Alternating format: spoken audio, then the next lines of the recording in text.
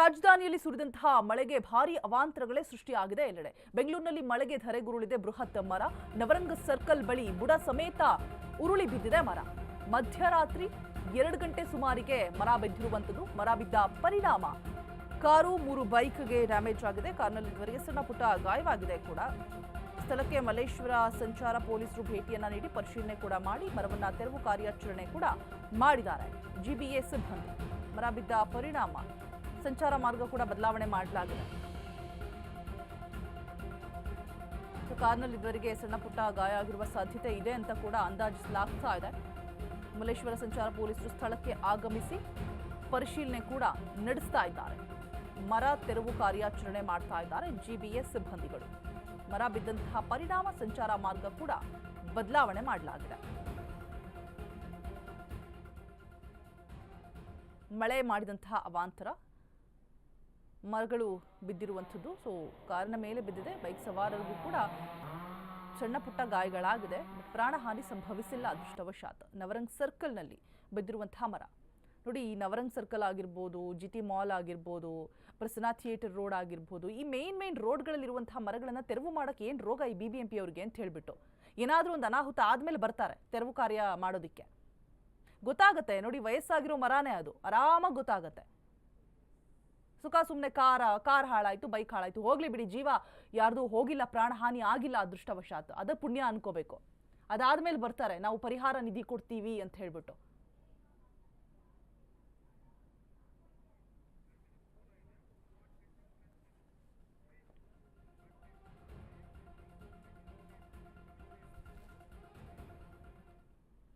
EC ಬಗ್ಗೆ ಹೆಚ್ಚಿನ details ಅನ್ನ ಕೊಡೋದಕ್ಕೆ ನಮ್ಮ ಪ್ರತಿನಿಧಿ ಮಹೇಶ್ ದೂರವಾಣಿ ಸಂಪರ್ಕದಲ್ಲಿ ಜಾಯ್ನ್ ಆಗ್ತಾ ಇದ್ದಾರೆ. ಮಹೇಶ್, ಮಳೆಗಾಲ ಬಂತು ಅಂತ ಹೇಳಿದ್ರೆ ಅವಾಂತರ ಆಗೋದು ಕಟ್ಟಿಟ್ಟ ಬುತ್ತಿ ಬೆಂಗಳೂರಿನಲ್ಲಿ. ಒಂದು ರೋಡ್ ಎಲ್ಲ ಕೆರೆ ಆಗತ್ತೆ, ಇಲ್ಲ ಮರ ಧರೆಗುರುಳುತ್ತೆ, ಇಲ್ಲ ಅಂದ್ರೆ ಅಪಾರ್ಟ್ಮೆಂಟ್ಗಳ ಗೋಡೆಗಳು, ಮನೆಗಳ ಗೋಡೆಗಳು ಕುಸಿತ ಆಗತ್ತೆ. ಸೊ ಇದೆಲ್ಲವೂ ಗೊತ್ತಿದ್ರೂ ಕೂಡ BBMP ಅವರು ಈ ವಯಸ್ಸಾದಂತಹ ಮರಗಳನ್ನ ತೆರವು ಕಾರ್ಯಾಚರಣೆ ಮಾಡ್ಬೋದು, ಗುಂಡಿ ಮುಚ್ಚುವಂತಹ ಕೆಲಸಗಳನ್ನ ಮಾಡ್ಬೋದು, ಯಾವ್ಯಾವ ಅಪಾರ್ಟ್ಮೆಂಟ್ಗಳಲ್ಲಿ, ಬಿಲ್ಡಿಂಗ್ಸ್ಗಳಲ್ಲಿ ಗೋಡೆಗಳು ಸರಿ ಇಲ್ಲ ನೋಡ್ಬಿಟ್ಟು ಅದನ್ನು ಕೂಡ ಒಂದು ಪ್ರಾಬ್ಲಮ್ಸ್ನ ಕ್ಲಿಯರ್ ಮಾಡೋಕೆ ಮುಂದಾಗಬಹುದು. ಯಾರು ಏನು ಕೆಲಸ ಮಾಡ್ತಾ ಇಲ್ವಾ, ಬರೀ ಭರವಸೆಯನ್ನ ಕೊಡೋದ್ರಲ್ಲೇ ಸರ್ಕಾರ ಮುಂದಾಗ್ತಾ ಇದೆಯಾ ಅಂತ ಹೇಳ್ಬಿಟ್ಟು ಏನೆಲ್ಲ ತೊಂದರೆಗಳಾಗಿದೆ, ಸೊಲ್ಯೂಷನ್ ಯಾವ ರೀತಿ ಕಂಡುಕೊಳ್ಬಹುದು ಮಹೇಶ್?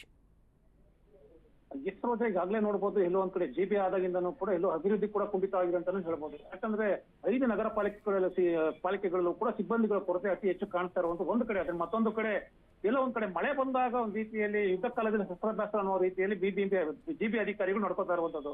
ಯಾಕಂದ್ರೆ ಕಳೆದ 3 ದಿನಗಳಿಂದನೂ ಕೂಡ ಬೆಂಗಳೂರಲ್ಲಿ ಬಿಡ್ತಾ ಇರುವಂತಹ ಮಳೆ ಜೋರಾಗಿ ಸುರಿತಾ ಇರುವಂತದ್ದು. ಆ ಹಿನ್ನೆಲೆಯಲ್ಲಿ ಎಲ್ಲೋ ಒಂದ್ ಕಡೆ ಜಿಬಿ ಅಧಿಕಾರಿಗಳು ಕೂಡ ಮುಂಜಾಗ್ರತಾ ಕ್ರಮ ಕೈಗೊಂಡಿಲ್ಲ. ಯಾಕಂದ್ರೆ ಸಾಲ ರಜೆ ಹಿನ್ನೆಲೆಯಲ್ಲಿ ಎಲ್ಲೋ ಒಂದ್ ಕಡೆ ಅವರೆಲ್ಲರೂ ಕೂಡ ಅಧಿಕಾರಿಗಳು ಆಗಿರ್ಬೋದು, ಸಿಬ್ಬಂದಿಗಳು ಊರಿಗೆ ಹೋಗಿರುವಂತದ್ದು.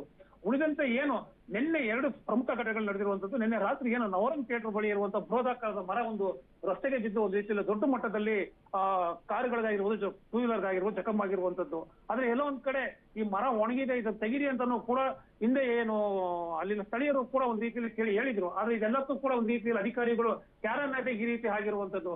ಈ ಹಿನ್ನೆಲೆಯಲ್ಲಿ ಎಲ್ಲೋ ಒಂದ್ ಕಡೆ ಜಿಬಿ ಅಧಿಕಾರಿಗಳು ಈ ರೀತಿ ನಿರ್ಲಕ್ಷ್ಯಕ್ಕೆ ಕಾರು ಹಾಗೂ ದ್ವಿಚಕ್ರ ವಾಹನಗಳು ಜಖಮ್ ಆಗಿರುವಂತದ್ದು. ಈಗಾಗಲೇ ಅಲ್ಲಿಗೆ ಜಿಬಿ ಅಧಿಕಾರಿಗಳು ಬಂದಿರುವಂತದ್ದು. ಸ್ಥಳೀಯ ಮಲ್ಲೇಶ್ವರಂ ಪೊಲೀಸ್ ಠಾಣೆಯವರು ಕೂಡ ಸ್ಥಳಕ್ಕೆ ಧಾವಿಸಿ ಏನು ಒಂದು ಮರ ತೆರವು ಮಾಡ್ತಾ ಇರುವಂತದ್ದು. ಅಂದ್ರೆ ಪ್ರಮುಖವಾದ ಏನು ಒಂದು ಬೆಂಗಳೂರು ಉತ್ತರಕ್ಕೆ ಸಂಪರ್ಕ ಕಲ್ಪಿಸುವಂತಹ KSRTC, BMTC ಲಕ್ಷಾಂತರ ಗಾಡಿಗಳು ಹೋಗುವಂತ ರಸ್ತೆ. ಈ ಹಿನ್ನೆಲೆಯಲ್ಲಿ ಈಗ ರಸ್ತೆನೂ ಕೂಡ ಒಂದ್ ರೀತಿಯಲ್ಲಿ ಮರಗಳನ್ನ ತೆರವು ಮಾಡಿ ಈಗ ರಸ್ತೆ ಸಂಚಾರಕ್ಕೆ ಅನುವು ಮಾಡಿಕೊಟ್ಟಿರುವಂತದ್ದು ಒಂದ್ ಕಡೆ. ಆದ್ರೆ ಮತ್ತೊಂದು ಕಡೆ ಕೆಂಗೇರಿ ಉಳ್ಳಾಳದಲ್ಲಿ ಏನೋ ಒಂದು ಅಪಾರ್ಟ್ಮೆಂಟ್ ಗೋಡೆ ಕುಸಿದು ಕೂದಲಂತರದಲ್ಲಿ ಮಕ್ಕಳು ಪಾರಾಗಿರುವಂತದ್ದು. ಯಾಕಂದ್ರೆ ಮಕ್ಕಳು ಅಲ್ಲಿ ಆಟ ಆಡ್ತಿದ್ರು, ಆಟ ಮುಗಿಸ್ಕೊಂಡು ಕೆಲವು ಸೆಕೆಂಡ್ಗಳಲ್ಲಿ ಮನೆಗೆ ಹೋದಾಗ ಮಳೆಯಿಂದ ಗೋಡೆ ಕುಸಿದು ಬಿದ್ದಿರುವಂತದ್ದು. ಅಂದ್ರೆ ಇದು ಸರ್ಕಾರಿ ನಿರ್ಮಿತವಾದಂತಹ ಒಂದು ಅಪಾರ್ಟ್ಮೆಂಟ್ ಗೋಡೆ ಎಷ್ಟು ಕಳಪೆ ಇತ್ತು ಅಂದ್ರೆ ಕೇವಲ ನಿನ್ನೆ ಬಂದಂತ ಒಂದೇ ಒಂದು ಮಳೆಗೆ ಈ ರೀತಿ ಬಿದ್ದಿ ಅಲ್ಲೂ ಕೂಡ ಕಾರು ದ್ವಿಚಕ್ರ ವಾಹನಗಳು ಕೂಡ ಜಖಮ್ ಆಗಿರುವಂತದ್ದು. ಅಂದ್ರೆ ಸರ್ಕಾರ ಮಾಡುವಂತ ಎಲ್ಲಾ ಕಾಮಗಾರಿ ಕೂಡ ಒಂದ್ ರೀತಿ ಕಳಪೆ ಅಂತ ಒಂದ್ ಕಡೆ ಕಾಣಿಸಿದೆ.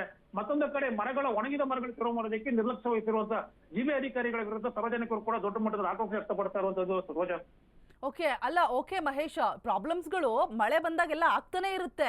ಸೊಲ್ಯೂಷನ್ ಏನಿದಕ್ಕೆ ಅಂತ ಹೇಳ್ಬಿಟ್ಟು BBMP ಅವರು ಯಾವ ರೀತಿಯಾದಂತಹ ಕಟ್ಟುನಿಟ್ಟಿನ ಕ್ರಮವನ್ನ ತೆಗೆದುಕೊಳ್ಬೇಕು, ಸರ್ಕಾರ ಯಾವ ರೀತಿಯಾಗಿ ಮುನ್ನೆಚ್ಚರಿಕೆನ ವಹಿಸಬೇಕು, ಏನಾದ್ರೂ ಪ್ರಾಣಹಾನಿ ಆದಂತಹ ಸಂದರ್ಭದಲ್ಲಿ ಬರ್ತಾರೆ ನಾವು ಪರಿಹಾರವನ್ನ ಕೊಡ್ತೀವಿ ಅಂತ, ಯಾವನಿಗೆ ಬೇಕು ಅವ್ರ ಪರಿಹಾರ? ಪ್ರಾಣ ಹೋದ್ರೆ ವಾಪಸ್ ಬರುತ್ತಾ? ಏನ್ ಹೇಳ್ತೀರಾ ಇದಕ್ಕೆ? ಎಷ್ಟೋ ಈಗಾಗಲೇ ನೋಡ್ಬೋದು, ಎಲ್ಲೋ ಒಂದ್ ಕಡೆ ದೊಡ್ಡ ಮಟ್ಟದಲ್ಲಿ ಏನೋ ಒಂದು ಸಾವು ನೋವು ಆದ್ರೆ ಪರಿಹಾರ ಅನ್ನೋ ಹೆಸರಲ್ಲಿ ನಿಜವಲ್ಲೂ ಕೂಡ ಜಿಬಿ ಅಧಿಕಾರಿ ನಿರ್ಲಕ್ಷ್ಯ ವಹಿಸಿರುವಂತದ್ದು. ಯಾಕಂದ್ರೆ ದುಡ್ಡು ಕೊಟ್ಟರೆ ಮುಗಿದೋಯ್ತು, ಸಾರ್ವಜನಿಕರಿಗೆ ಅಂದ್ರೆ ಸತ್ತ ಕುಟುಂಬಗಳಿಗೆ ದುಡ್ಡು ಕೊಟ್ಟರೆ ಮುಗಿದೋಯ್ತು ಅನ್ನೋ ಒಂದು ರೀತಿಯಲ್ಲಿ ಈ ಅಧಿಕಾರಿಗಳು ಒಂದಿಷ್ಟು ವರ್ತನೆ ಮಾಡ್ತಿರುವಂತದ್ದು. ಯಾಕಂದ್ರೆ ಹಿಂದೆನೂ ಕೂಡ ಹಲವು ಮರಗಳು ಬಿದ್ದಾಗಲೂ ಕೂಡ, ಈಗ ಕಳೆದ ನಿನ್ನೆನೂ ಕೂಡ ಎಲ್ಲೇ ಒಂದು ಬೆಂಗಳೂರು ಉತ್ತರ ಭಾಗದಲ್ಲಿ ಒಂದು ಮರ ಬಿದ್ದು 24 ವರ್ಷದ ಏನೋ ಒಂದು ಹುಡುಗಿ ಸಾವನ್ನಪ್ಪಿರುವಂತದ್ದು. ಅಲ್ಲೂ ಕೂಡ ಒಂದು ರೀತಿ ಸಾರ್ವಜನಿಕರು ಹೇಳೋ ಪ್ರಕಾರ ಹಿಂದೆನೂ ಕೂಡ 4-5 ಕಂಪ್ಲೇಂಟ್ಗಳು ಕೊಟ್ಟಿದ್ವು, ಆದ್ರೂ ಕೂಡ ಯಾರು ಕೂಡ ಮರ ತೆರವು ಮಾಡಿಲ್ಲ. ಒಣಗಿದ ಮರ ತೆರವು ಮಾಡೋದಕ್ಕೆ ಇವ್ರಿಗೆ ಏನು ರೋಗ ಅಂತಾನೂ ಕೂಡ ದೊಡ್ಡ ಮಟ್ಟದಲ್ಲಿ ಆಕ್ರೋಶ ವ್ಯಕ್ತಪಡಿಸಿರುವಂತದ್ದು. ಮತ್ತೊಂದು ಕಡೆ ಬೆಂಗಳೂರಿನಲ್ಲಿ ಈಗಾಗಲೇ ಅನೇಕ ಮರಗಳು ಕೂಡ ಒಣಗಿರುವಂತದ್ದು.